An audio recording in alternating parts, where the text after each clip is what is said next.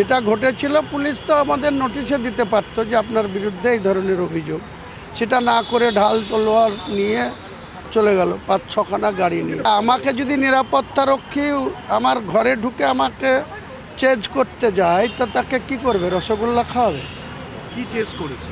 আমাকে সরাসরি ঢুকে বলছে আমি আজকে এক্ষুনি বাড়ি যাব। 10 দিন আগে ছুটি থেকে এসছে, আবার বলছে আমি এক্ষুনি বাড়ি যাবো। বললাম তুমি বাইরে যাও, আমি পার্সোনাল কথা বলছি, বাড়ি যাবে, যা হবে পরে হবে। তো বলছে না স্যার, আমি এক্ষুনি ট্রেন ধরতে হবে, আমার বাড়িতে কাজ আছে। সমস্যা ছিল তার, জানতে চেয়েছেন? কিছু সমস্যা জানার দরকার নাই, তার যদি সমস্যা হয় সে আমাকে বলবে, সেই পরিবেশ মতো বলবে, আমাকে বাই ফোর্স বলবে।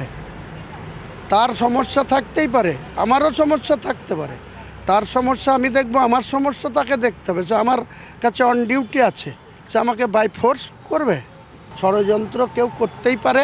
আমি সেটাকে প্রতিহত করার জন্য যত রকম রাস্তায় নেমে আন্দোলন করার দরকার করব।